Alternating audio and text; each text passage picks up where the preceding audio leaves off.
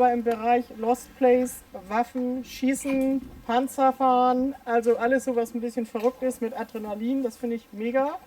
Habe aber selber keinen Kanal. Also ich bin einfach nur der stille Zugucker. Jetzt fragt ihr euch sicherlich, was hat das hier mit euren Zähnen zu tun?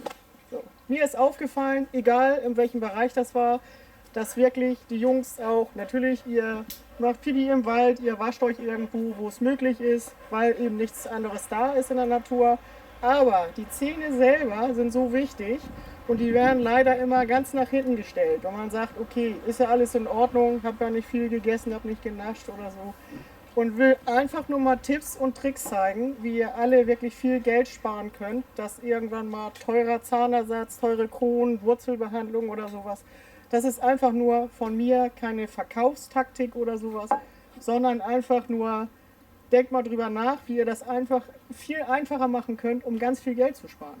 Ne? Oftmals die Zahnärzte, es gibt ganz viele, schwarze Schafe auch. Ihr geht hin und der macht gleich einen Kostenvoranschlag für 5.000 € und sagt, oh, ist alles kaputt. Das muss raus, das muss raus. Ihr könnt ganz viel vermeiden, zweimal im Jahr hinzugehen, benutzt verschiedene Hygieneartikel und lasst zweimal im Jahr ein kleines Röntgenbild machen von beiden Seiten. Einmal links, einmal rechts. Da beißt ihr auf einer Schiene drauf. Das ist auch keine hohe Strahlendosis oder sowas. Wenn ihr nach Mallorca fliegt oder sonst wohin, dann seid ihr komplett anders verstrahlt, als wenn ihr oder eine Dose Thunfisch isst mit Quecksilber oder sowas. Diese Strahlen sind wirklich ganz, ganz gering. Um das zu erklären, das ist ein kleiner Film. Ihr beißt da drauf zusammen und dann sieht man tatsächlich, ob irgendwas sich zwischen den Zähnen bildet. Dieter hatte gerade so ein bisschen Malesche gestern beim Bratwurstessen und er fragte mich das auch, wie kann ich denn das verhindern?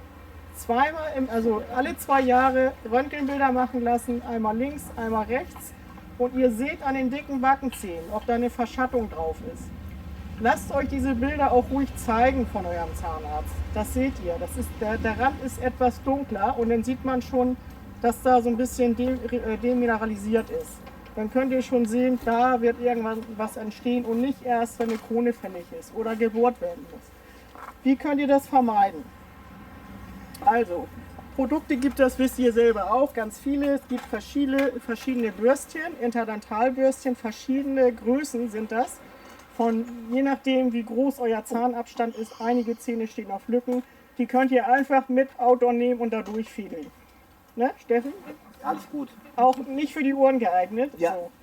Es hat jeder wirklich eine unterschiedliche Zahnform, unterschiedliche Zahnstellung. Ne? Das ist bei jedem anders auch.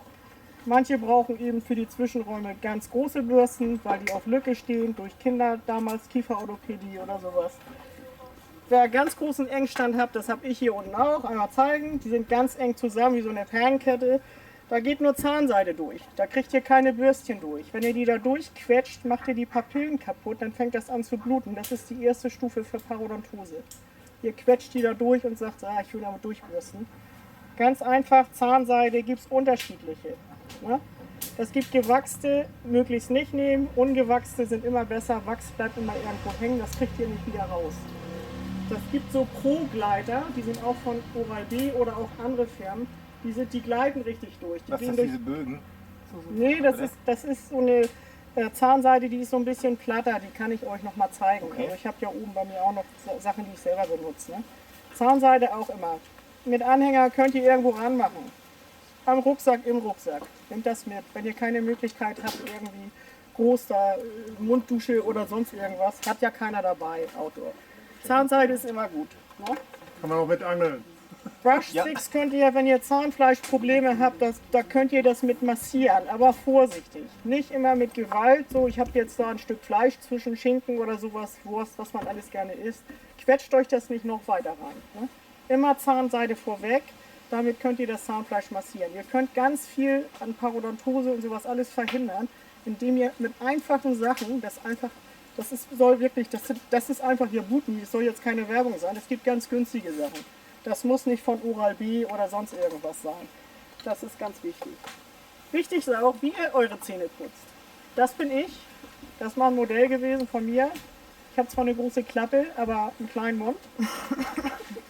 Was ihr euch einfach merken könnt, auch für Kinder, die vielleicht da sind, die sogenannte Kai-Methode.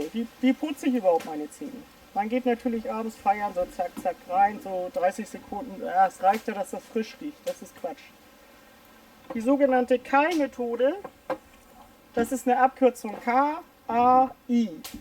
Kai-Methode heißt, Kauflächen zuerst. Gerade rauf. Da könnt ihr ruhig hin und her schubbern. Ja? Beide Seiten, Kauflächen, bisschen hin und her bewegen, immer rhythmisch. Geht auch mit einer elektrischen Zahnbürste natürlich. Ne? Dann kommt A, außen, einmal rum, beide Seiten und dann erst innen. Das hat schon seinen Grund, ne? Dass man das alles eins nach dem anderen abarbeitet. Aber Kauflächen immer zuerst. Also K-A-I, das bleibt irgendwann jedem hängen. Das lernt auch jede Zahnarzthelferin, das lernen die Zahnärzte im Studio. Die haben alle solche Sachen, die sie von Anfang an lernen müssen. Merkt euch, Und das sind einfach, das sind, kann auch ich. kannst auch du, Dieter. Ne? Ja, das ist aber jetzt Genau. falsch. K-A-D. So, was macht ihr, wenn ihr draußen kein Wasser habt? Das gibt ganz viel aus Amerika, das gibt auch unterschiedliche. Da dürft ihr euch nachher jeder eine von nehmen. Das ist von mir gesponsert. Da könnt ihr mit putzen, ohne Wasser.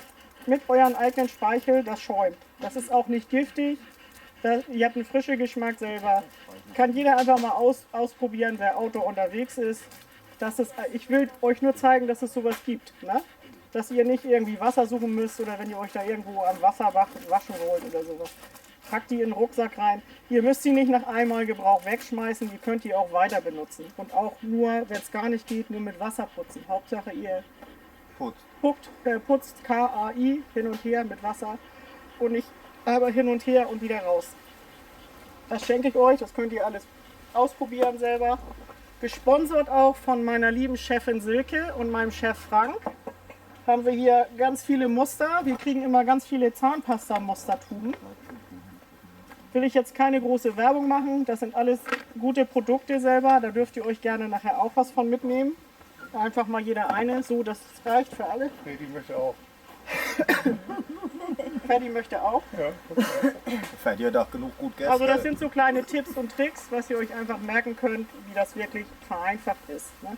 Wenn ihr sonst irgendwelche Fragen habt, ihr könnt mich auch selber anschreiben über E-Mail-Account. Ich habe auch eine Visitenkarte da. Wenn ihr irgendwas, ich berate auch, bin beratend tätig, auch als Praxiscoach, Herr Rollen? mach auch Beratung für Zusatzversicherung. Ich wollte gleich sagen, das ist keine Werbung, das ist unentgeltlich. Das mache ich einfach gerne, weil das mein Job ist. Ich mache das seit 40 Jahren. Unterschreibt nicht alles, was es an Zusatzversicherung gibt. Ihr werdet oft damit gebeutelt, ihr zahlt viel Geld und ihr kriegt nachher nichts dabei raus. Also diese beratende Tätigkeit habe ich schon sehr lange und das mache ich auch wirklich mit Herzblut. Das ist mir sehr wichtig, dass wir alle nicht über den Tisch gezogen werden. Das werden wir sowieso schon überall, ne? Laut Politik und so. Und deswegen steuere ich gegen sowas gegen und einfach sage so, was ich tun kann für Freunde, Bekannte, das mache ich unentgeltlich selber und kontrolliere Kostenvoranschläge, ob die in Ordnung sind, ob der Zahnarzt ein schwarzes Schaf ist. Ich habe auch eine Liste erstellt, zu welchen Zahnärzten man nicht gehen soll, möglichst. Bisher nur im Hamburger Bereich, aber das streckt sich noch weiter aus selber. Durch Freundes- und Bekanntenkreis, alles entwickelt sich das ein bisschen weiter.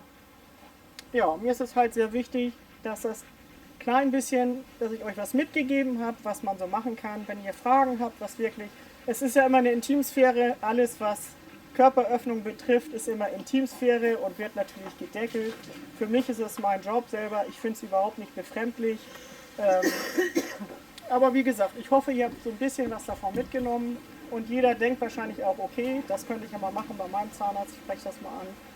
Und lasst euch immer richtig beraten. Und wenn ihr das Gefühl habt, da stimmt irgendwas nicht, in der Beratung selber, ihr habt immer das Recht auf eine zweite Meinung. Geht sonst gerne zum nächsten Zahnarzt. Ihr könnt, wenn ihr normal versichert seid, auch mit einer gesetzlichen Krankenkasse, ihr könnt immer eine zweite und eine dritte Meinung euch einholen. Das ist einfach legitim, das dürft ihr auch. Die müssen auch die Röntgenbilder zum nächsten verschicken. Und dadurch ist oftmals sehr viel entstanden, was wirklich kostengünstig. Da hat schon mancher 700, 800, 900 Euro gespart, weil er einfach falsch beraten worden ist. Ne? Ja. Wir haben intern noch eine Gruppe gehabt, das heißt, die haben wir immer noch. Und das würde ich gerne nächstes Jahr auch nochmal machen, aber in einer gesamten großen Gruppe. habe ich gesagt zu denen, die da vorhanden waren in der Gruppe, schickt mir mal bitte eure Zahnbürste oder die lustigste Zahnbürste, die ihr kennt. So. Wir hatten von Jörg Waldheimer eine, der hat seinen Quast genommen aus dem Farbeimer mit weißen Farben, das war sehr lustig. Das war ein Bleaching-System. Das war Bleaching-System. Angie hatte, glaube ich, auch eine, die möchte ich jetzt nicht erwähnen, wie die aussah. Die hat Geräusche gemacht auch, aber auch sehr lustig. So, und die tollste und die witzigste hatte tatsächlich Dieter. Der hat seine normale mechanische Zahnbürste an eine Bohrmaschine gebunden und hat ein Foto gemacht. Vielleicht kann man das irgendwann nochmal in die ganze Gruppe reinsetzen. Ja, aber es hat geholfen bei ihm, oder? So, und ich habe gesagt, wer die lustigste Zahnbürste mir schickt in die Gruppe, der bekommt einen Preis. Den Preis hat natürlich Dieter gewonnen, das habe ich auch versprochen und das habe ich auch mitgebracht. Die ist wirklich neu, das ist keine Werbung, ich kann es auch zuhalten. Du hast doch gesagt, du hast sie schon benutzt. Ja, das war Probe. Ich habe sie bei Hera und Merle Du hast ausprobiert. Macht das was? sie untenrum benutzt. Also, erster Preis, Dieter Dunkel, die lustigste Zahnbürste. Gratulation.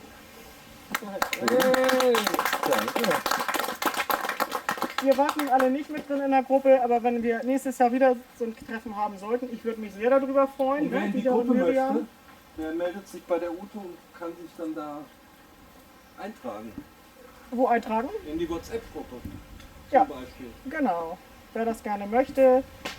Und nächstes Jahr gibt es vielleicht was anderes, aber mir ist es so wichtig, dass das einfach mal was Schönes auch ist und nicht nur was Gruseliges, was die Zahnmedizin betrifft. Willst du nächstes Jahr dann Spülbürste machen, Klobürste oder auch wieder Zahnbürste? Also meine Chefin, mit der ich mich super gut verstehe, sage ich mal, das ist eine ganz tolle Chefin auch und die unterstützt das. Ich soll auch alle YouTube-Freunde grüßen, alle, die hier sind. Sie sagte, das findet sie wirklich auch klasse. Nimm das mal mit, sagt sie, und grüß mal alle ganz lieb. Und sie wird natürlich auch das Video sehen. Dann grüßen wir zurück. grüßen Hallo Ute, Chefin. Und sie wird Vielen nächstes Dank. Jahr, wahrscheinlich wird noch eine andere Spende dann folgen. Auf jeden Fall. Für alle zum Mitnehmen, für den Rucksack, für unterwegs in die Wildnis. Cool. Na? So. Gesichtsform schon. Wer nachts mit den Lippen presst, wer auf die Lippe beißt oder auf die Wange beißt, ne? Das ist alles Stressabbau. Oder wer wirklich nicht nur dieses Knirschen, dass man sagt, man hat nachher schon Fissuren da drauf, das ist dann, die geht schon langsam kaputt alles, sondern auch das Pressen. Das Pressen ist nachts nicht normal. Ne? Fast pressen immer, dass der Kiefergelenk immer aufeinander drückt. So. Und das strahlt natürlich aus nachher Augenschmerzen, Stirnschmerzen, das geht hier wirklich einmal so rum. Und das muss man auch gucken. Das kann man mit einer normalen Schiene, mit einer Knirscherschiene, bezahlt die gesetzliche Krankenkasse auch, da bezahlt man nichts dazu. Ne? Das sind alles so Sachen, die kannst du auch regelmäßig neu machen lassen. Da gibt es auch immer Mittel und Wege zu sagen, muss ich da was zubezahlen, muss ich da nicht zubezahlen. Dafür habt ihr mich, kostenfrei, zu sagen, Mensch, ich brauche so ein Teil, wie kann ich das umgehen? Ich bin auch dafür da, beratend zu sein, wie kann ich was umgehen, was teuer ist. Nicht nur verkaufen, ich kann natürlich auch verkaufen, was teuer ist, das ist klar, von Implantaten bis sonst alles was. Aber es ist nicht Sinn der Sache, für mich nicht. Für mich ist das einfach Aufklärung wichtig, dass alle wissen, was los ist. Ne? So, Dieter.